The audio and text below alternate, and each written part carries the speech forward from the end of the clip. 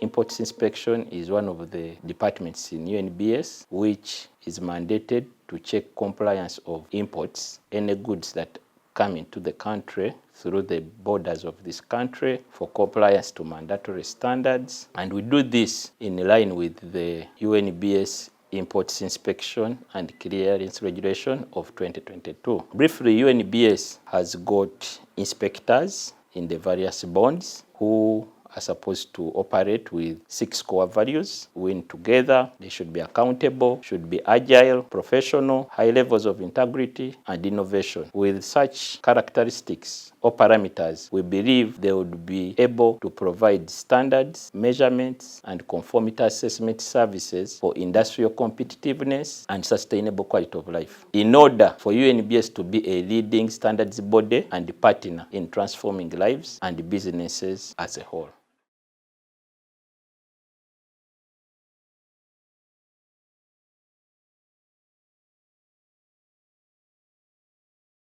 PVoC is pre-export verification of conformity to standards. And what this means is Unbs has decided to subcontract its services with PVoC service providers to do inspection at the country of export. So traders are expected to bring their goods here with what we call a certificate of conformity for general goods and a certificate of roadworthiness for used motor vehicles, after being inspected by the Unbs approved PVoC service providers from the country of export. So in there we have got route A, route B, route C, and route D, which can be used as avenues for the importers to obtain PVoC certificates. So briefly, route A is for one-off importers. If you decide to go and import your goods on a one-off, we expect you to undergo mandatory inspection and mandatory testing from an accredited laboratory to inform giving or awarding of a COC to your consignment. And that also applies to route D, which is for consolidators. Other people call it a groupage consignment. So different traders go and buy small consignments and put them together to come up with a groupage consignment. So the expectation is every trader should get a COC for his products. The inspection and sampling are all done at a fee. Route B is basically for those traders or importers who usually import their commodities. Initially, you undergo mandatory inspection and testing, but with time we qualify you as someone who is consistent in bringing quality products. So the service providers profile you, and at the end of the day, the frequency of testing and carrying out of conformity assessment of your products is reduced because of demonstrated compliance and because you have been profiled as a regular compliant importer by the service provider.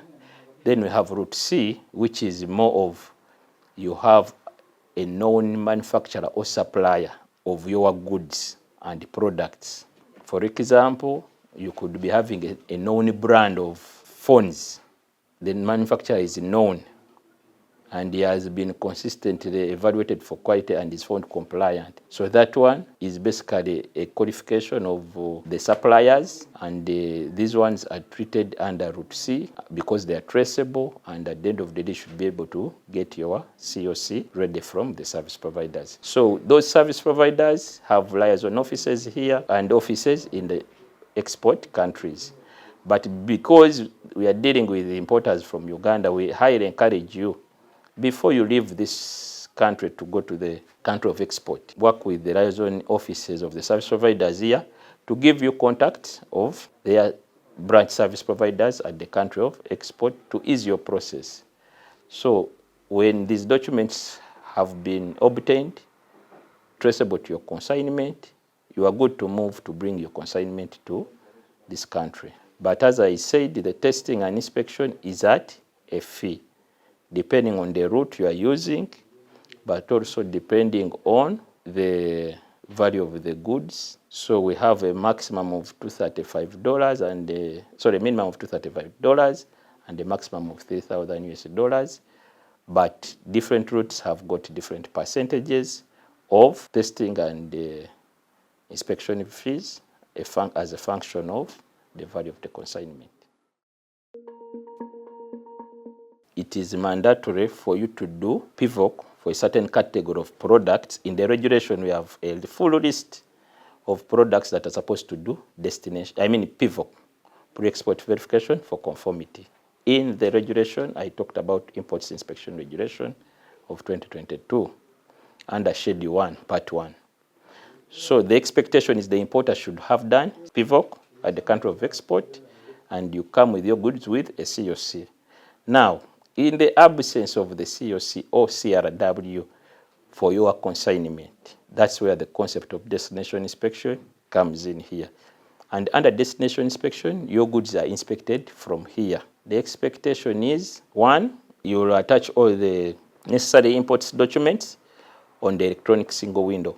The inspectors will look at your consignment, which automatically will come without a COC. So the clearing agent, who the importer appointed to clear goods on his behalf, should present these goods for inspection to the UNBS inspector.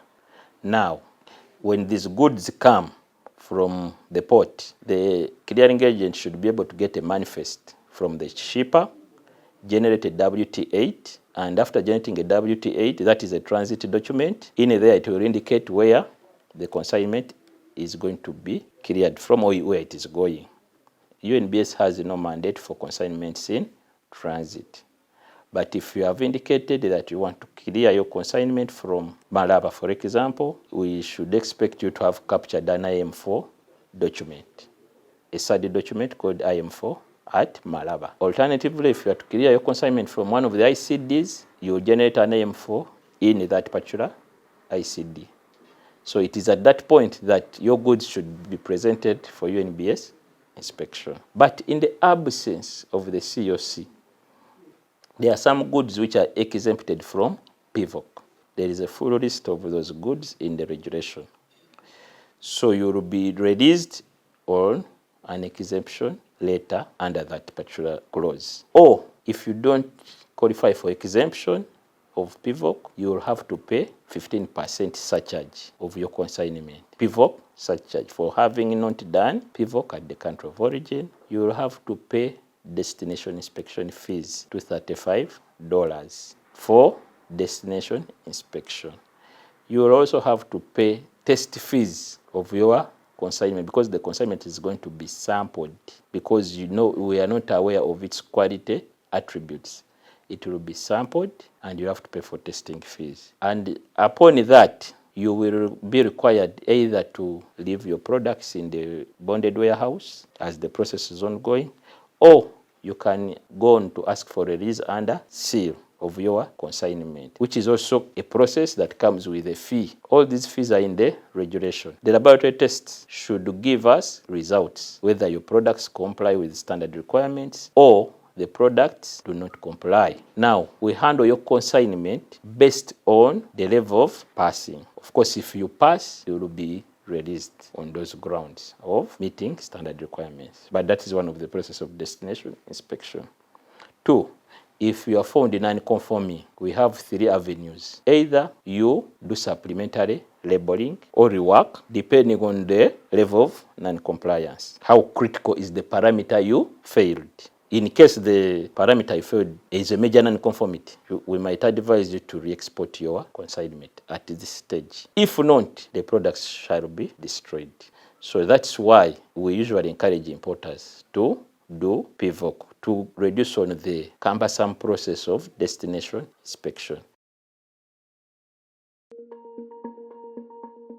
Absence of an ICC document or import clearance certificate traceable to your consignment means you evaded UNBS procedures. And at no one point can you claim to have produced your goods for inspection without an import clearance certificate. UNBS's expectation is the only evidence you can provide based on the law that UNBS inspectors inspected your consignment is the imports clearance certificate. So there is this claim that my goods were not tagged for UNBS inspection, and you find the importers just moving without UNBS inspection. The issue is you remain red in the system because you evaded UNBS processes and you don't have an imports clearance certificate. So I urge importers, the regulation is very clear. Nobody shall bring consignments into the country without inspection from UNBS and obtain an imports clearance certificate as the only evidence that your consignment was inspected by UNBS. So this one, you can relate it to giving birth to a child in a hospital, and the only evidence that you produce this child in this hospital is a birth certificate.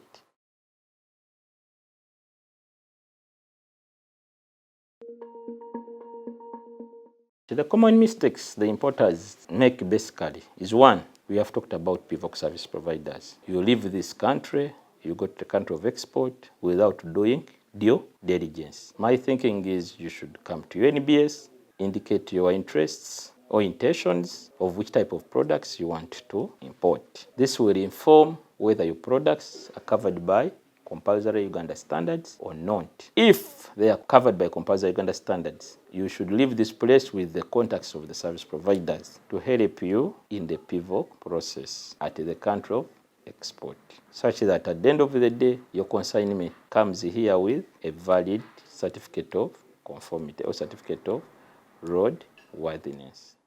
2, documentation. On a number of times, importers want their consignments to be exempted from PVoC, from destination inspection. But you must provide evidence for you to qualify for exemption. For instance, what evidence do you have to indicate that you are returning from Kenya as a resident? What is in your passport? Work permit, where you have been, okay?